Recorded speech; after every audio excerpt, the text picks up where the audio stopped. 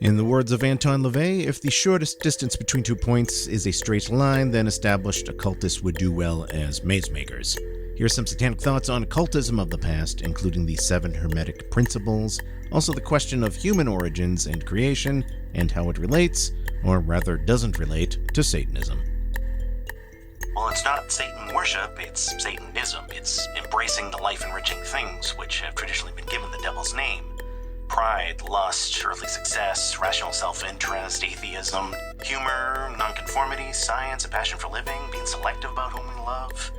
We don't see these as shameful sins, but empowering ideals. And we also recognize the psychological power and fun of symbolism and aesthetics, so we utilize Satan as mythology's most fitting mascot for what we're about. Satansplain, Satanic Talk with Church of Satan Magister Bill M. Magister Bill M. here with Satansplain. I received an email from a listener named Carl. Carl wrote to mention he is a Satanist, and he shared some background of him finding the Satanic Bible and so on. One particular question he had, though, was, is a Satanist living by the 7 points of Hermetic law?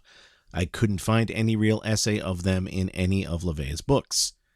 So Carl is referring to a list known as the 7 Hermetic Principles, and I replied back to him with a short email, maybe about a paragraph. I told him that I would ultimately say, no, these 7 Hermetic Principles are not Satanism. They're some other occult thing. They don't really have much of anything to do with Satanism.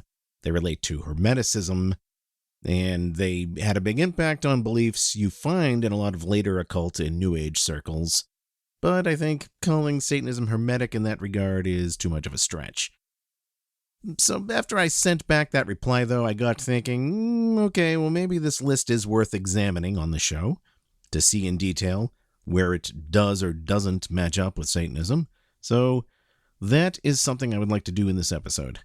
Also, however, I think this brings up a broader question, which is how should Satanists approach these other teachings and writings from other religions, particularly occult stuff? Because there seem to be 2 extremes here. On the one hand, I can imagine a Satanist saying, well, we're atheists and we don't believe in the supernatural, we don't spell magic with a K and all that nonsense, so it's stupid to, even read any of this other stuff. While I agree with that sentiment in general, we also know it's possible in Satanism to take mythologies or symbols from elsewhere and incorporate them into what we do.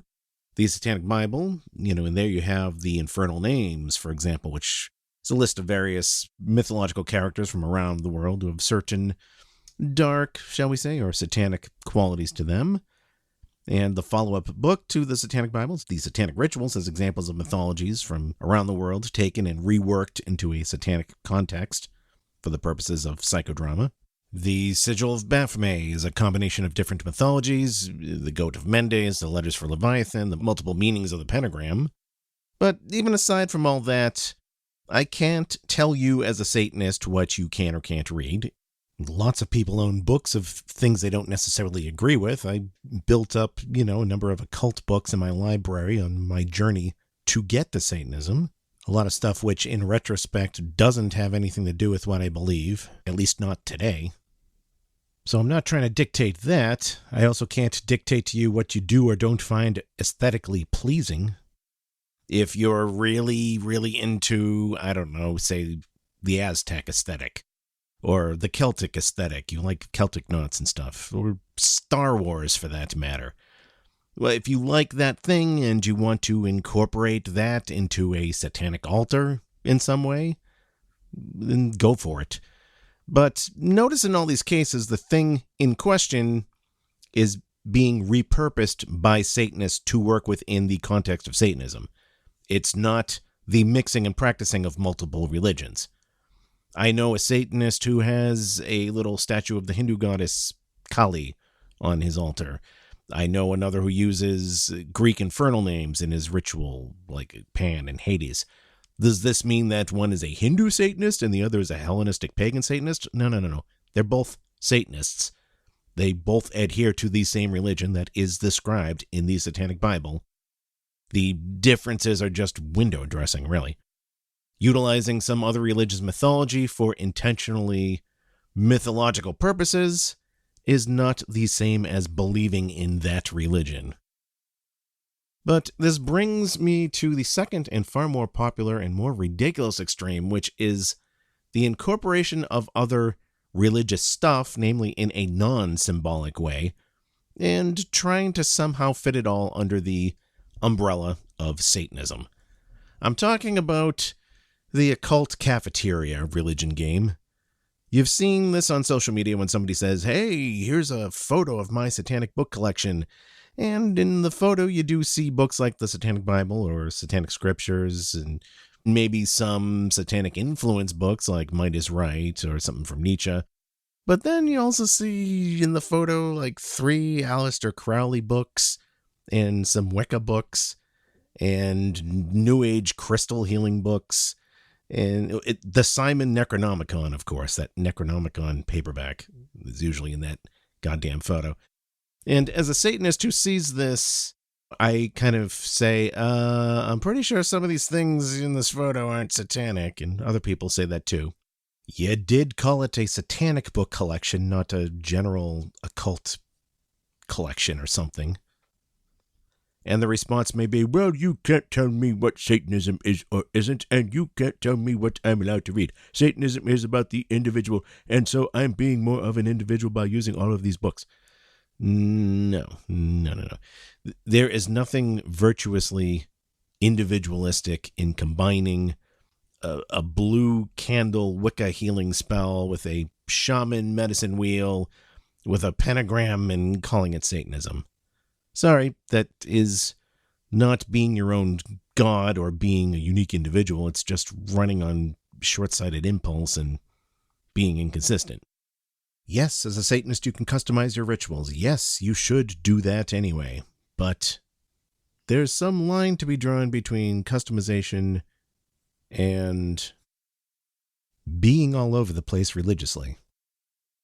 To be fair, I know there are lots of people, particularly young people, who end up on this haphazard occult dabbling path. And I know that because I myself went through a period like that when I was a young teenager. I had not really discovered Satanism yet, but I had all sorts of Wicca and New Age books, along with the Necronomicon paperback I mentioned. Why was I dabbling in this whole mishmash of things? Well, probably because, like a lot of young teenagers, I was exploring what was out there. I was looking for some kind of identity. More importantly, I was looking for some kind of ritualistic release, some esotericism in my life. Like it says right into the Satanic Bible, it's that esoteric appeal, the drive to want to delve into the strange and mysterious and the forbidden. That's what drives people really to witchcraft. It's not the powers of what witchcraft can supposedly get you. There are any number of programs claiming to give a person some kind of power, whether it's a real estate program, an entrepreneur book, or even mainstream religions. But in those cases, there's really no esoteric or nonconformist appeal in those things, at least not for teenagers. So that's why you'll see, I think, an introverted teenager go for a witchcraft book rather than an entrepreneur book, you know. So it's not about power, it's more about the esotericism of it all. So with that in mind, let me now read you an essay by Anton LaVey. This essay is titled On the Occultism of the Past. You can find this essay on churchofsatan.com. This is originally from a 1971 newsletter. LaVey starts the essay with a quote from Eliphas Levi's book, LaVey. The French people are going to get mad how I pronounce this, but well, French people always get mad over anything anyway. So his book, Transcendental Magic, again, not LaVey's book, but Eliphas Levi from much earlier. Again, I'm going to be mispronouncing, I'm sure, one or more names in this essay, but I don't care. Anyway, here is the introductory quote from Levi that LaVey gives. Maybe I should have background music for this. When anyone invokes the devil with intentional ceremonies, the devil comes and is seen. To escape dying from horror at that sight, to escape catalepsy or idiocy, one must already be mad. There are 2 houses in heaven, and the tribunal of Satan is restrained in its extremes by the Senate of Divine Wisdom. This explains the bizarre nature and atrocious character of the operations of black magic, the diabolical masses' administration of sacraments to reptiles, effusions of blood, human sacrifices, and other monstrosities, which are the very essence and reality of Goetia or Negromancy. Such are the practices which from all time have brought down upon sorcerers the just reputation of the laws.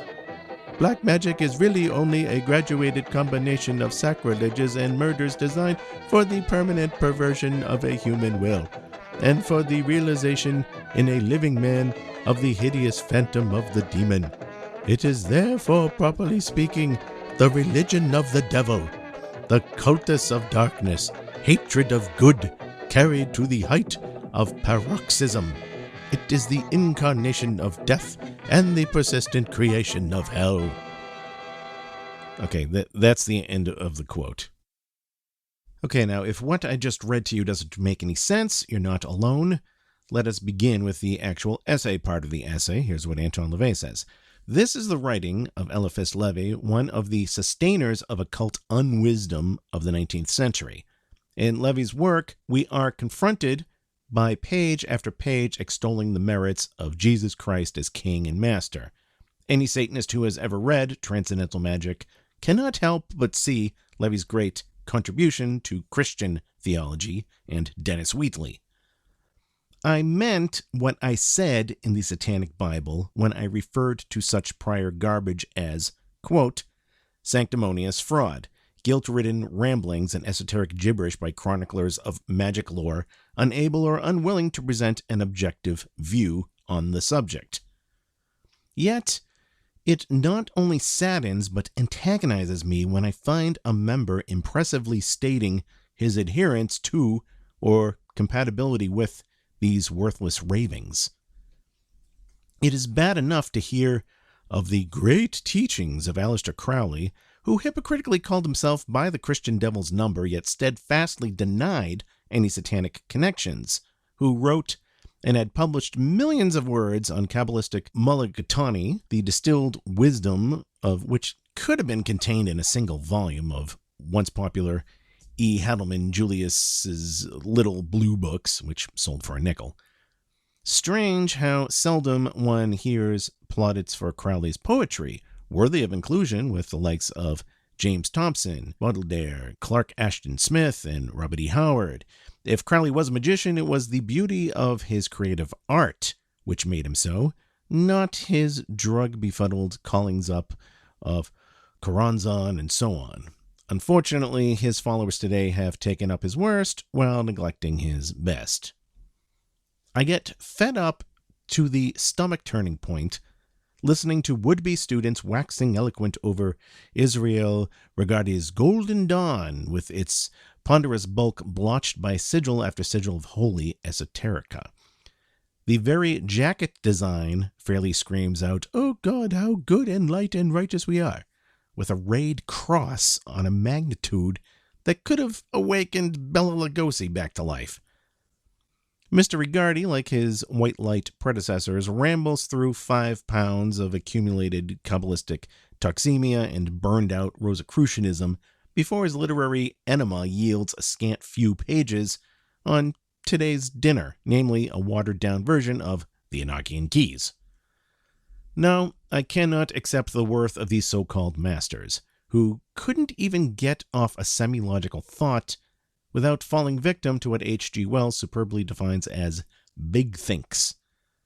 These works were around when I wrote the Satanic Bible. I had even read them, as well as Montague Summers, Rollo Ahmed, Ophiel, Bardo, Butler, Hall, etc., who wrote reams of arcane rhetoric and produced plates of pretty symbols, yet couldn't seem to say what they meant nor meant what they said. Somehow, an occasional member who has discovered a so-called occult master's writing of the past forgets all about those opening lines in the preface to the Satanic Bible, assuming, I guess, that I didn't know about their newfound bit of esoterica when I took pen in hand.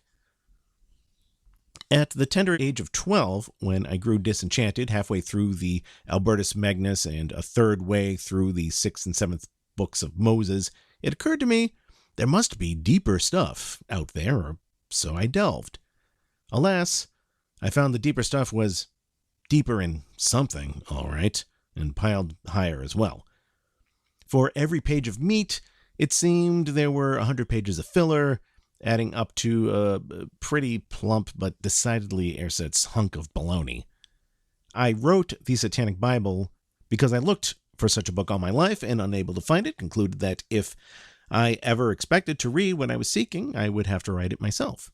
The same principles applied with the book The Satanic Witch.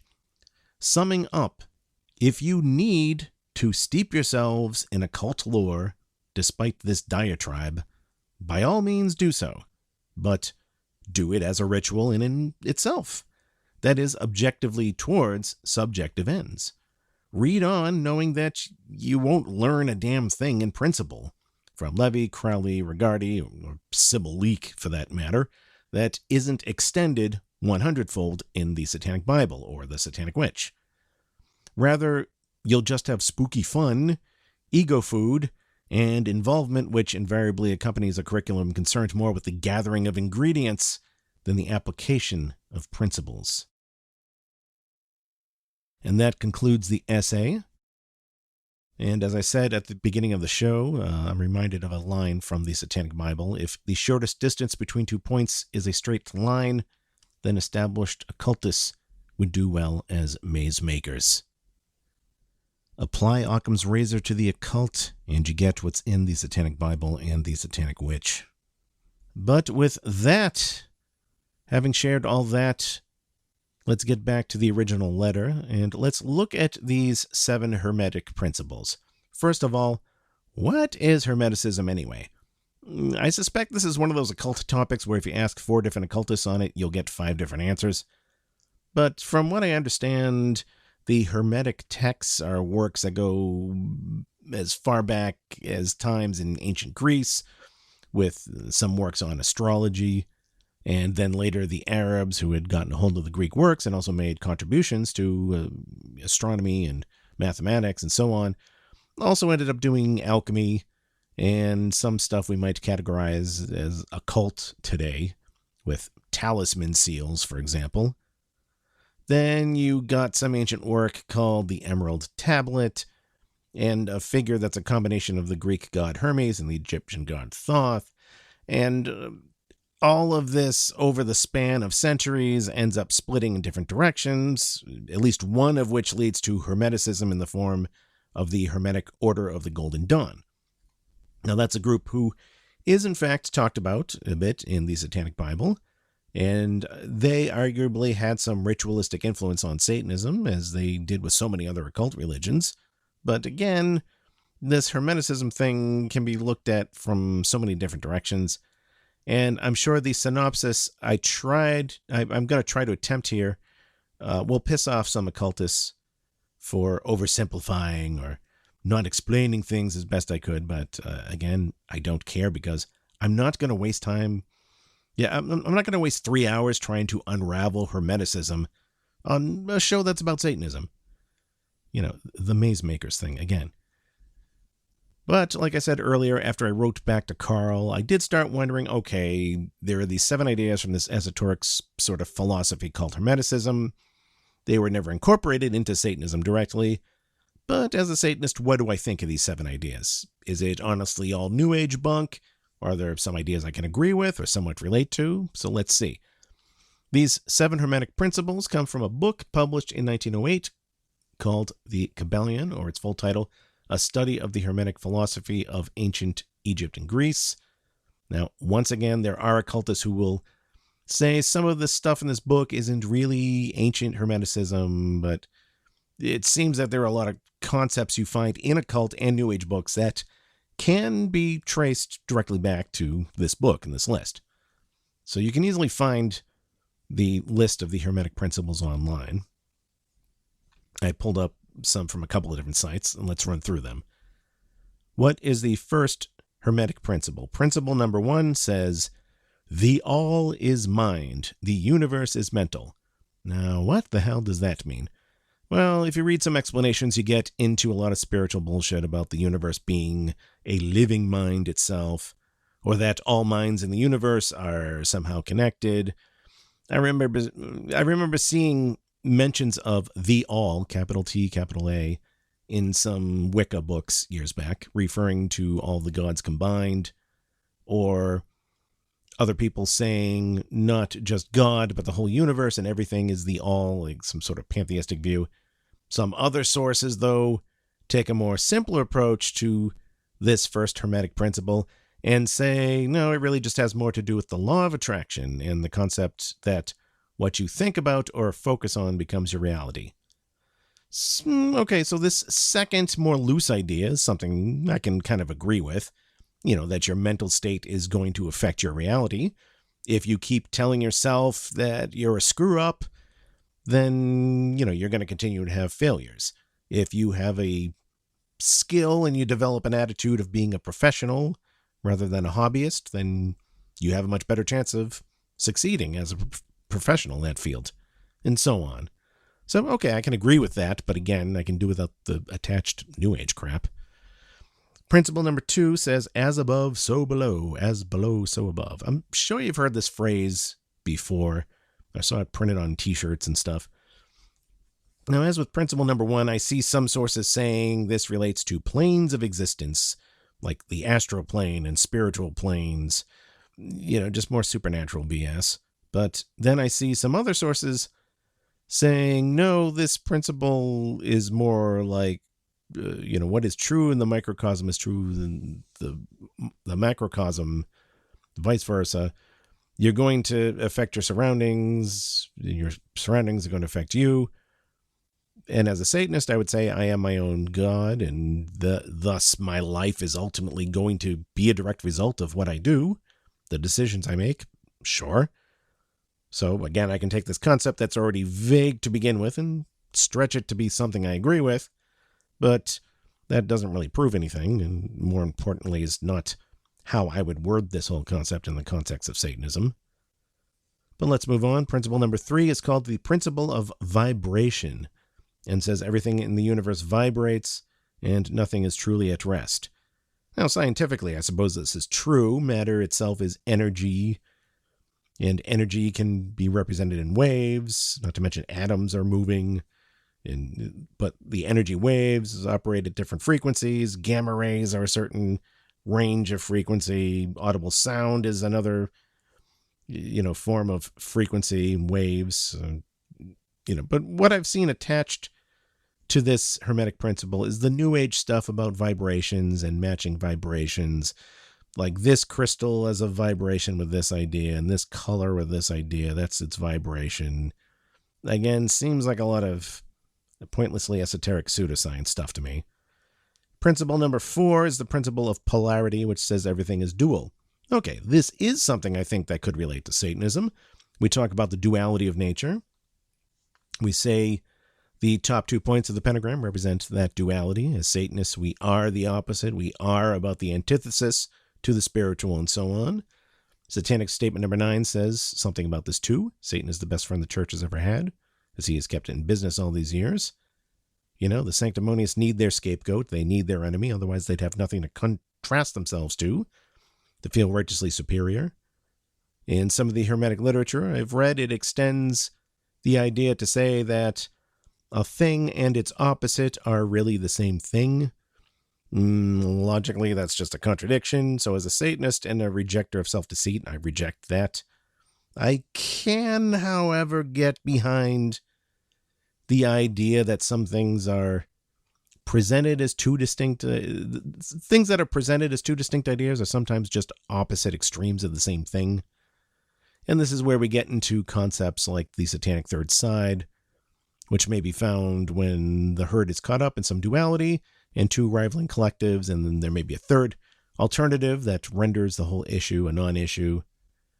Also, even outside of Satanism, more general concepts, like I've heard people say, like love and hate are kind of both extremes of the same thing. And yeah, okay, I could see that. They're both particular obsessions, you could say, with an individual. I've heard it said the opposite of love is not hate, it's indifference. Kind of a cliche phrase, but anyway, can kind of get behind that idea. Principle number 5, the principle of rhythm. Quote, everything flows out and in, everything has its tides, all things rise and fall, the pendulum swing manifests in everything. The measure of the swing to the right is the measure of the swing to the left. Rhythm compensates. Okay, so is the world in a constant state of flux? Sure, I'll buy that. Is there any sort of philosophically satanic take we can make out of this? Well, we talk in the Satanic Bible about no spiritual dogma ever staying around forever. LaVey says in another book that Satanism is what gets the pendulum swinging in the other direction. Chaos is necessary on some level for progress. So, once again, it's vague enough that I can find some way to relate to it. I'll give you that. Anyway, only 2 more principles in this list. Principle number 6, the principle of cause and effect. Every cause has its effect. Every effect has its cause. Everything happens according to law. Blah, blah, blah, blah, blah. I see some sources taking this to the conclusion of saying, well, everything happens for a reason. And when people say that phrase, I don't think they mean it in the quantum mechanics sort of way of how every event is contingent on some past event or series of events. You know, you meet your spouse because you're both at this party on the same night, and you were at that party only because your coworker invited you, and you only got that job because that coworker in the first place knew your uncle, and only because your uncle made that phone call, and blah, blah, blah. Okay, so one event contingent on the other. But no, that's not what people usually mean when they invoke the phrase, everything happens for a reason, or there are no coincidences. I don't believe in coincidences. They're usually trying to attach some emotional significance to every event in life. Or conclude, oh, this is fate. That it must be why it happened. It's destiny. Or they conclude that every little event must have some greater cosmic reasoning behind it. Well, there must be some reason why I got this parking ticket today. God is trying to put me on the path to this and that. And as a Satanist, I say, no, that's just silly, superstitious stuff. You can certainly apply actions in the real world to get the results you want. I understand the concept of real consequences. You can also utilize ritual to affect your mind and perception and drive your will to help see things to that end, though that's a whole other satanic topic. But aside from that, this notion of viewing every event and as meant to be according to some cosmic will of the universe, I don't buy that. If something profound or improbable happens to you, there is a natural human tendency to attach significance to it. This is a psychological thing. But I think it's really just a human coping mechanism to try to rationalize big events in life. There's a human tendency to do that. You know, somebody may say, well, this disease only hits 1 in 5 million people, and it hit me. So there must be some cosmic reason for that. There was a purpose to it. The universe is telling me something. Maybe God is telling me I have to go do this cause because of it, and it's leading me to do this. Yeah, or it could be that you're just telling yourself things to help you survive this and rationalize the fact that, unfortunately, you are one of those statistics who got this rare thing. But now finally we get to principle number 7, the principle of gender. Oh boy, as if that isn't a topic that already gets beaten to death in the media these days. Quote, gender is in everything. Everything has its masculine and feminine principles. Gender manifests on all planes. Now, to me, this sounds more like something you see in religions like Wicca, with duality in terms of the god and goddess. Things like the moon and the sea are female, and the sun and the forest are male. Silver is female. Gold is male. Left is female. Right is male, and so on.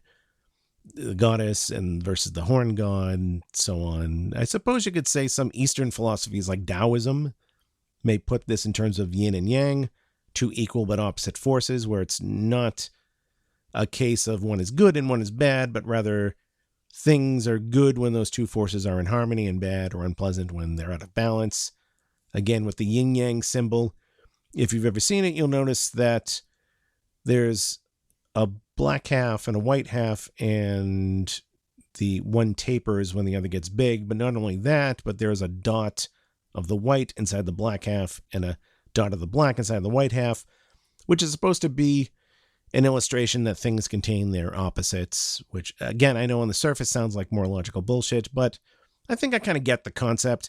So a classic example you'll read in Taoism, and I heard this years ago, is that a candle is a candle flame hot or cold? Well, compared to your hand, it's hot. Compared to the sun, it's cold. So, there's a yin inside the yang and so on. Regardless, I am not a Taoist, and I am not a Wiccan. I am a Satanist. So do we have anything like this Hermetic principle of gender in Satanism? Well, let's think about this for a second. We do incorporate some masculine and feminine archetypes for the standard satanic ritual, though maybe in a way that I would describe more as Jungian than Hermetic.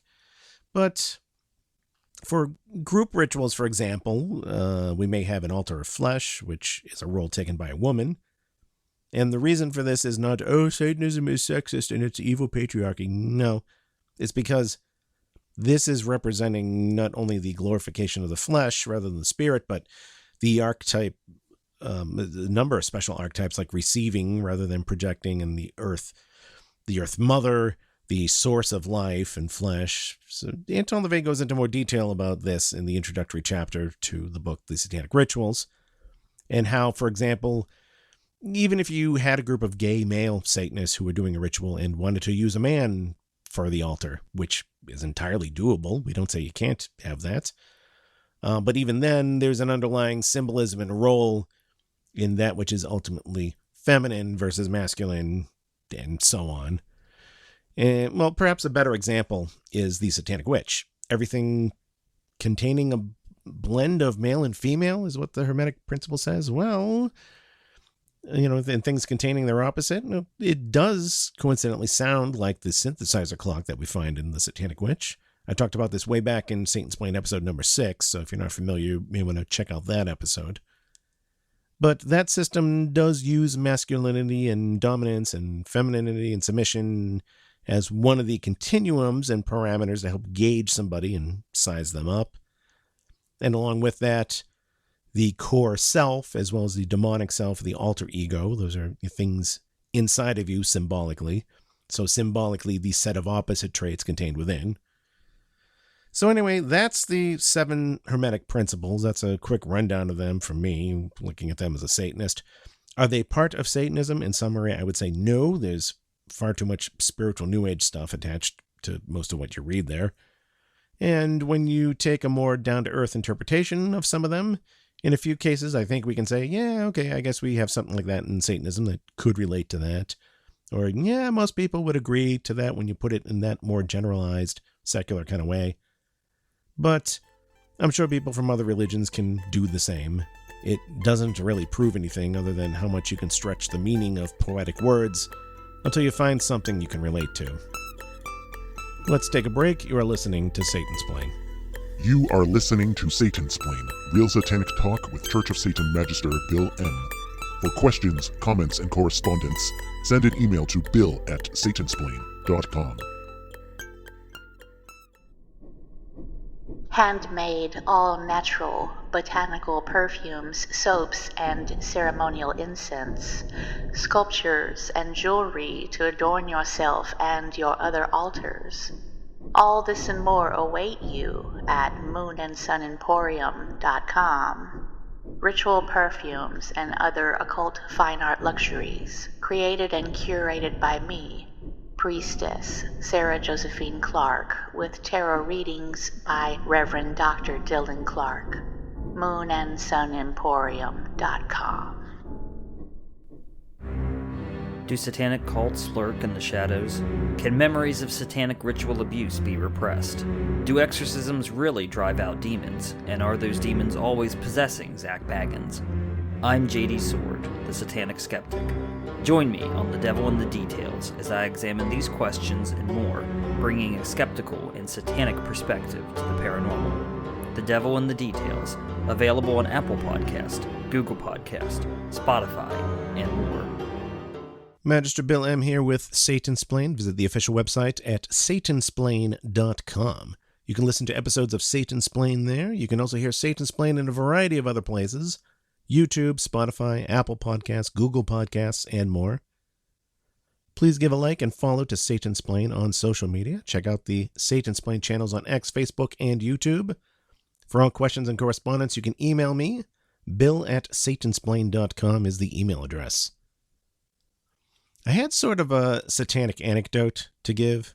There's not much to the story, but since it is, I would say, an amusing satanic anecdote, to me at least, and we haven't done a Satanecdote in a while, let's do this one now. Cue the Satanecdote theme song.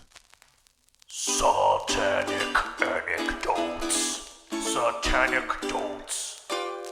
So, as I'm sure I've mentioned on the show, and I've mentioned in an interview or two as well, I own a farm, and part of my day is dedicated to farming duties. I have some animals to take care of, fences to secure, and, other assorted odd things to do. But several months ago, it suddenly occurred to me, wait a minute. How the hell is it that I'm a Satanist and a farmer, and I don't own a pitchfork? So my wife rolled her eyes and said, "We'll get you one for Yuletide, honey."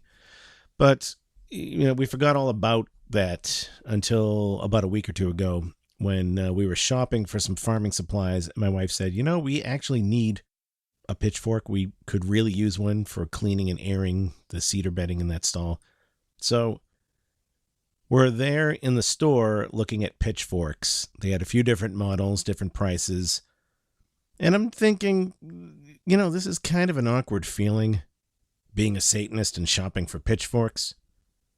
I mean, I wonder if this is something people from other religions go through. Like, is there a Catholic who's at the supermarket and buys some wine along with some crackers and has to tell her friends, no, this isn't for Eucharist. I just really like these water crackers that were on sale, and I need this wine for cooking.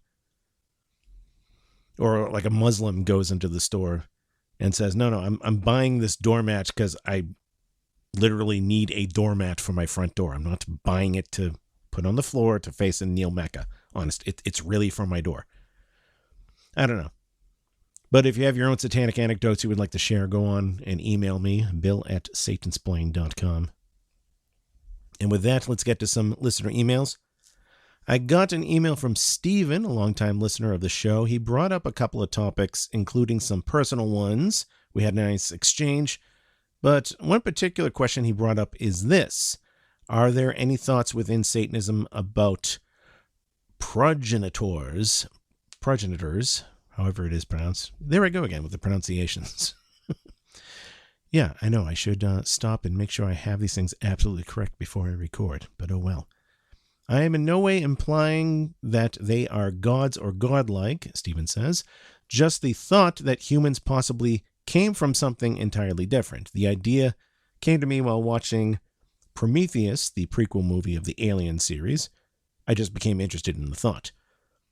So, to answer Stephen, I realized the word itself, progenitor, has a couple of different meanings, but in this context, it seems that Stephen was talking about human origins. Now, when it comes to human origins, a lot of people presume that there are only two answers, and that you can always tell what a person's answer is based on how they identify religiously. Most people think, well, if you're an atheist, then you believe humans came about by evolution. And if you aren't an atheist, then you believe humans were created by a deity, and you believe in intelligent design, and you reject evolution. All right, well, as far as these two categories are concerned, for the record, I fall firmly into the first category. I do not believe in the existence of deities, which makes me an atheist by definition. When I say, as a Satanist, I am my own God, that's obviously just a metaphor for saying I believe in myself. I believe myself to be the most important entity to me and the one whom I serve, for lack of a better term. But, I still do not believe in deities in the literal supernatural sense. But I have also read a number of books on biological evolution, and I fully accept the evidence for evolution. It's a topic I've even thought of expanding into a Satansplain episode someday, we'll see. Regardless, those two categories I mentioned are not the only two categories of people. There are plenty of people, for example, who understand and accept the science of evolution, and they are not atheists either. So there are lots of people who believe in God in some form or another, but they do not believe God created humans or the planet in a special, separate, magical way. So if you believe in God as a creator, which I don't, but if you believe in God as a creator but believe he used natural and not supernatural methods to create humans, if he set up the cards in such a way that the natural thing played out, well, then you are not a creationist. You are not an intelligent design proponent. You are a monotheist who happens to understand and accept evolution. Or at the very least, you are a monotheist who is not a creationist. Not even all Christian conservatives in America are creationists. Sarah Palin, for example, is not a creationist. You can find clips of her on YouTube talking about how she totally accepts and embraces evolution. Dinesh D'Souza, a Christian conservative who makes lots of conservative movies and so on, he's not a creationist either. In fact, to give credit where credit's due, he made an excellent video explaining biological evolution in layman's terms. So to recap, we have theists and we have atheists, we have creationists or intelligent design proponents as they call themselves, and we have people who reject creationism and instead accept evolution as the explanation for different species. But these groups don't always line up one-to-one. There are certainly theists, God believers, who are creationists. For example, people who take the book of Genesis literally and believe God literally created humans from clay and a rib. But there are some Christians who are not creationists. There are some theists who are not creationists. There are some Christians, for example, who accept evolution and just see the Genesis story as something allegory. And obviously there are atheists who are not creationists, who believe and accept evolution. Now, the question is, are there atheists who are also creationists? Believe it or not, the answer is yes. A perfect example of this is a group called the Raelian movement. So they are atheists. They do not believe in deities. They have their own non-theistic religion. And what their religion says is that humans were genetically engineered and left here thousands of years ago by space aliens. I'm sure there are Raelians who may object to my choice of wording there, but that's essentially what they believe. My point here is that they are both atheists and creationists.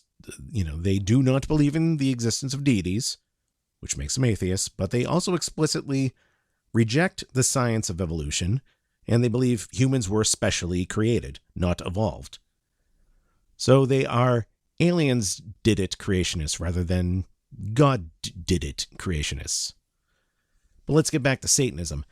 What is Satanism's take on all of this? Is it possible, for example, to be a Satanist and believe in the sort of alien origin story like the Raelians do? Or maybe even a supernatural deity creation story, but one with more of a deist approach? So, as in, for example, you believe God, a God created humans, but then left us to our own devices, and he doesn't play any role at all in human affairs. He doesn't care what or who you sleep with, doesn't reward or punish humans for things. Well, I suppose that neither of those positions necessarily contradict anything in Satanism. It would seem, in theory, you could believe all of the Satanic Bible while also simultaneously taking a deist view to the creation of the universe, or a Raelian sort of view with aliens. Satanism as a religion does not have a creation story because ultimately we see it as irrelevant. In fact, we're not the only religion without a creation story. Buddhism, for example, at least the pure Theravada Buddhism, has no creation story. There is a story about the Buddha being asked about cosmic origins, and he said that the question was like being shot in the forest with a poison arrow and telling yourself, well, I'm not going to pull out this arrow until I first find out who shot it and why. So the point of that story being that the whys and wherefores of creation in Buddhism are irrelevant to how you should be going about your life. And as much as I abhor and reject Buddhism and Buddhist principles, this is one point on which I concur as a Satanist. However it is we humans got here, the fact of the matter is we're here. We do say explicitly in Satanic Statement number 7 that humans are just another animal, and I would argue that the evidence of biological evolution directly supports this as an objective truth. Most other spiritual religions instead teach that humans are, again, some kind of special creation, that were made to serve the Creator in some way. But even then, I would argue that even if it were the case that our species turned out to be specially created, which again, I don't believe for a second, but assuming for, the sake of the argument here, even if that were true, it wouldn't change the fact that humans still ultimately behave like animals. And as we also say in Satanic Statement number 7, this delusion of us possessing a divine and spiritual nature ultimately makes us the nastiest species on the planet. I hear some Christian creationists say, well, what if I proved evolution wasn't true? Okay, first of all, good luck with that. I have heard every fucking creationist argument that there is, and you idiots never do it. Second of all, disproving evolution does not prove creationism. That's not how proof or logic works. Third of all, even if you somehow proved creationism, okay, what then? It may be that the Raelians are correct and you're wrong. Could be that it was aliens, Or God exists, but the deists are correct, and that God doesn't give a shit what you or me or anybody else does with their lives. Or it could be God exists, but maybe the Muslims are right and you're wrong, Christian, But fourth and most important, I am still a Satanist. Creation in no way invalidates any of the 9 satanic statements or changes my adherence to the 11 satanic rules or my rejection of the 9 satanic sins. Let's end the episode there. Thank you for listening to Satansplain, and until next time, hail Satan. You have been listening to Satansplain. For more information about the show, visit the official website at Satansplain.com. And for more information on Satanism itself, visit churchofsatan.com. This episode is copyright 2024, Magister Bill M.